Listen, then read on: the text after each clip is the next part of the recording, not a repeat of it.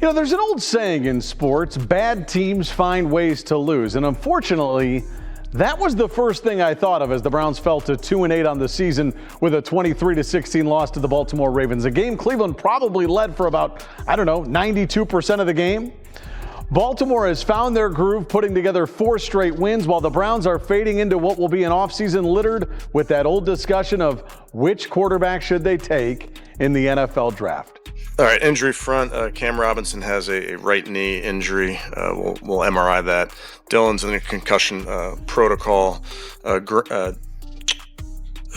that? Dom Jones has a left knee injury. Jack Conklin has a right knee injury. Defense in the league, your GM screwed this quarterback thing up like I've never seen in my life. I've never seen anything like it. Kids that play Madden could have done a better job. It's a joke. It's a joke. This franchise has become a joke. And I'm sick. Welcome to the single worst 2 hours of professional football you have ever had the displeasure of witnessing. The Cleveland Browns are now 2-8. 2-8. This is not just a case of bad football. This is an organizational collapse occurring at a level where people should be losing their jobs. This franchise has somehow managed to master the fine art of losing. They have just been completely and utterly dismantled by the Baltimore Ravens, 23-16, in a game that should now be played in every single film room in America as a masterclass lesson in precisely how not to run a professional football team. And here is the part that will make you want to punch a hole through a wall. The defense played like absolute unadulterated warriors. Myles Garrett had an incredible 4 sacks. Carson Wentz is currently playing at a defensive rookie of the year level. The entire defensive line was bulldozing their way into the Ravens backfield all night long. They held Lamar Jackson to what was probably his worst game ever against the city of Cleveland, and yet they still managed to lose. So let me paint you a picture of how this unmitigated disaster played out, because it is almost poetic in the way that it so perfectly and so tragically captures everything that is wrong with this entire organization. Kevin, what prompted Dylan's concussion check? He got checked at halftime. I don't know all the details exactly.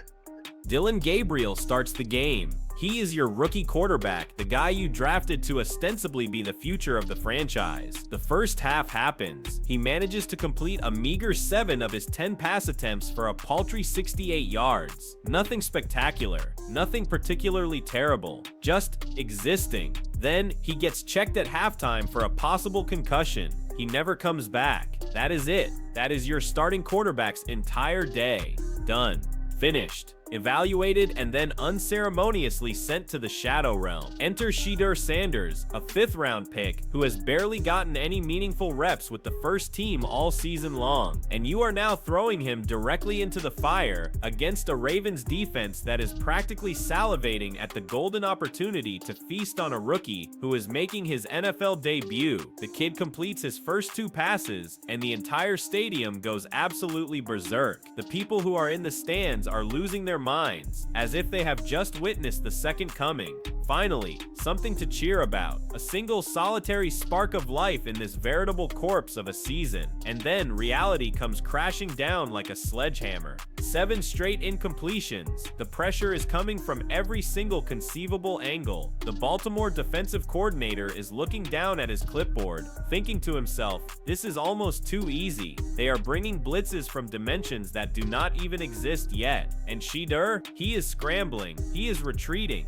He is looking completely and utterly overwhelmed. The final stat line, a dismal 4 of 16 for a mere 47 yards and an interception. That is not just bad. That is catastrophic. That is the kind of abysmal performance that gets people fired and entire draft boards rewritten. But here is the part that should make every single Browns fan absolutely and incandescently furious. Kevin Stefanski was asked point blank if Shedeur has been getting any reps with the starting units. The answer, no, nothing has changed. Dylan has been getting all the reps, all of them. You have a backup quarterback on your roster who you know might have to play at literally any given moment. One single hit, one awkward fall, one concussion protocol away from being thrust directly into action, and he is getting zero preparation with the actual starters he will be playing with. That is not just poor planning, that is organizational malpractice. That is deliberately setting a player up for complete and utter failure, and then acting completely shocked when he fails in a truly spectacular fashion. Think about the sheer absurdity of this for a single second. You are asking a fifth-round rookie to come into a crucial divisional game in the second half against one of the very best defenses in the entire AFC, with receivers he has barely ever practiced with, running routes with a timing he has never once rehearsed, all behind an offensive line that is already struggling mightily. And then everyone clutches their pearls when it does not work out. But it gets worse. Oh, it gets so much worse. Let's talk about the offensive line, because this is not just a weak link in the chain.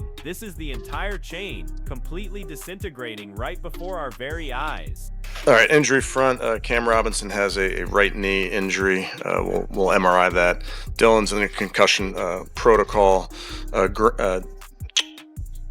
was that? Dom Jones has a left knee injury. Jack Conklin has a right knee injury. Your protection is crumbling. Your quarterback, whichever poor soul happens to be back there, has approximately 1.5 seconds to make a decision before a series of 300-pound humans are busy crushing him into the turf. And yet you are still trying to run an offensive system that requires a significant amount of time for the routes to develop, for the reads to be made, and for the plays to finally materialize. It is like trying to build a house in the middle of a hurricane. The foundation is completely gone. The entire structure is in a state of collapse, and Kevin Stefanski is just standing there with a hammer, wondering why things are not working out. Now let's talk about Myles Garrett, because this man deserves his own documentary titled something like "What It's Like to Be Excellent on a Team That Absolutely Refuses to Help You." 4 sacks against Lamar Jackson. Not against some static and mobile pocket passer, but against Lamar Jackson, one of the most mobile and elusive quarterbacks in the entire history of the NFL. He is a guy who makes Pro Bowl defensive ends look absolutely silly on a weekly basis, and Myles Garrett just completely and utterly dominated him. This is not just good football. This is Hall of Fame level generational talent on full and glorious display. This is the kind of transcendent performance that should be leading off the highlight reels on every single sports show in America. And yet it still was not enough to win the game. Mason Graham had his best game of the season. Carson Wentz is making plays all over the field. Mike Hall showed up big. The defense held Derrick Henry, mostly in check. They forced the Ravens to have to settle for field goals in the red zone. They created pressure. They made tackles. They did literally everything that you could possibly ask a defense to do. And the offense gave them absolutely nothing in return. It was absolute radio silence from the other side of the ball. The defense is out there playing as if their very lives depend on it. And the offense is just sleepwalking through their plays, as if they would rather be literally anywhere else in the entire world. Because Myles Garrett put you in a situation where he almost legitimately keeps you in a football game. I mean, he almost keeps you by himself in any football game. It's kind of crazy that he's that good. And any talk about trading Myles Garrett or moving Myles Garrett and doing whatever thing we talking about, nah, bro. Do you know what is legitimately, certifiably insane? The Cleveland Browns could very well have both the Defensive Player of the Year and the Defensive Rookie of the Year on the exact same team, on a team that is, in all likelihood, going to finish the season with maybe 3 or 4 wins total. That is not just unfortunate, that is a full-blown tragedy. That is a criminal waste of generational talent that this entire franchise should be utterly and completely ashamed of. So let's finally have the uncomfortable conversation that so many Browns fans have been desperately trying to avoid all season long. Kevin Stefanski is not the answer. This offensive system is fundamentally broken. The game planning is painfully predictable. The in-game adjustments are completely non-existent, and the flimsy, pathetic excuses are now piling up even faster than the losses themselves. When he was asked about Dylan's concussion, Stefanski could not even manage to give a straight, coherent answer. Kevin, what prompted Dylan's concussion check? He got checked at halftime. I don't know all the details exactly. Your starting quarterback gets his brain scrambled, and you, the head coach, do not even know what happened. How is that remotely acceptable? How does a head coach in the National Football League not have that critical information at his immediate disposal? And then when he was asked about Shedeur's performance, he gave the most generic, utterly meaningless coach speak that is humanly possible. How Shedeur came in there and played. Yeah, obviously all players, we'll look at it, but he's going to battle like he does. So I'm sure there's things that we can clean up, but those are things we'll look at tomorrow. That is not an analysis. That is not a sign of accountability. That is the sound of someone who is desperately hiding behind a series of tired, old platitudes because they simply do not have any real, substantive answers. And then, when he was pressed about why Shedeur was not getting any first-team reps, even when everyone in the entire building knew that he might have to play, Stefanski gave an absolute masterclass in the art of deflection. Yeah, I understand the question, Mary Kay. I would tell you, you're always trying to get your starter ready to play, and certainly when your starter's a rookie, those are very valuable reps.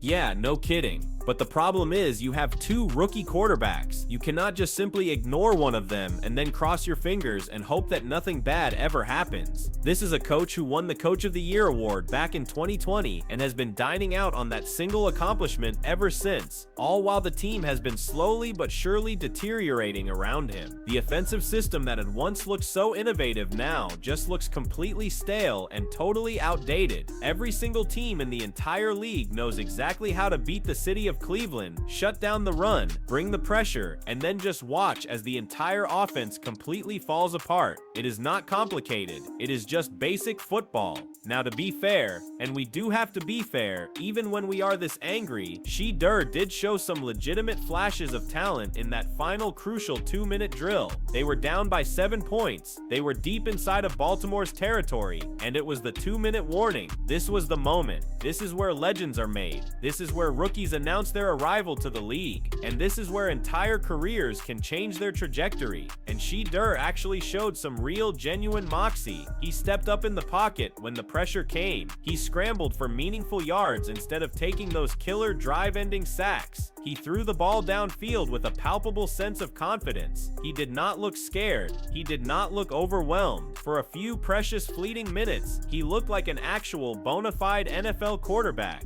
He didn't lose his poise and he didn't lose his confidence, right? And those is things that you got to give him green checks for. Because let's be real, we seen the body language, man. We seen like the frustration. This season, for all intents and purposes, is completely over. They may not be mathematically eliminated just yet, but spiritually, emotionally, and practically, it is over. The playoffs are now just a distant fantasy. Winning the division is completely impossible. This is, officially, a lost season. And the most frustrating part of it all, the defense is playing at an absolutely elite level. This is not a team that is bad everywhere. This is a team that is of a championship caliber on one side of the ball and of a high school JV level on the other. You waste a stellar effort from Myles Garrett. The defense played really, really good for the most part of the game. I thought that last play when they came with Andrews on that sweep. Every single opponent now knows the formula. It has been completely figured out. Stop Nick Chubb and the running game from getting going early. Bring the pressure up the middle. Make the quarterback uncomfortable. And then just watch as the entire offense sputters and dies. It has worked for 8 different teams already, and it will almost certainly work for the remaining opponents as well. The Baltimore Ravens are currently cruising toward a division title. They are putting together a series of impressive winning streaks, and they are looking like legitimate Super Bowl contenders. Meanwhile, the Cleveland Browns are actively tanking their way toward a top 5 draft pick, whether they are trying to or not. So what is next for this veritable dumpster fire of a franchise? When he was asked directly if Shedeur will start, if Dillon does not clear the concussion protocol, Stefanski gave the shortest and most direct answer of the entire press conference: yes. And there it is, the stark reality that we are all about to have to face. So give Shedeur Sanders the starting job for the rest of the season. Not because he necessarily earned it with that particular performance, and not because he is definitively better than Dillon Gabriel, but because you have 7 games left in the season and you have absolutely nothing left to lose. Give him the full week of practice. Give him all of the first team reps. Build the entire game plan around what he does well. Let him throw the ball deep. Let him scramble when the pressure inevitably comes. Stop trying to force him into a system that so clearly does not fit his skill set, and instead adapt the system to fit him.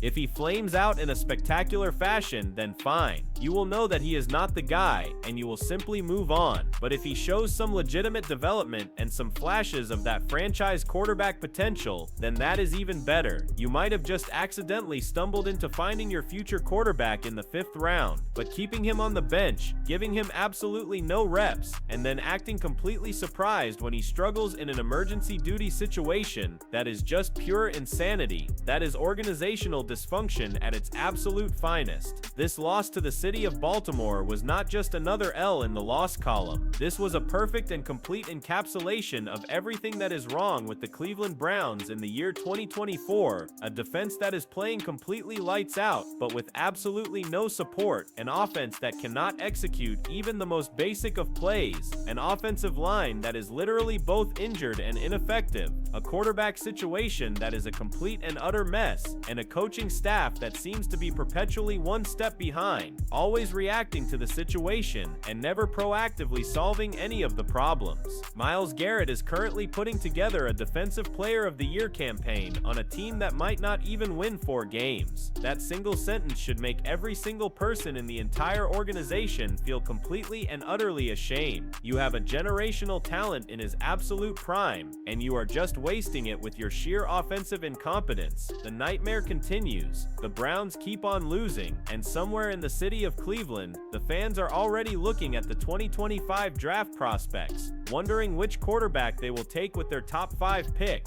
and desperately hoping that that will finally be the one who changes everything. It is the same old Browns, a different year, different quarterbacks, different excuses, but the exact same, crushing, soul-destroying disappointment. Welcome to Cleveland football, the place where hope goes to die, and where defensive stars go to be wasted.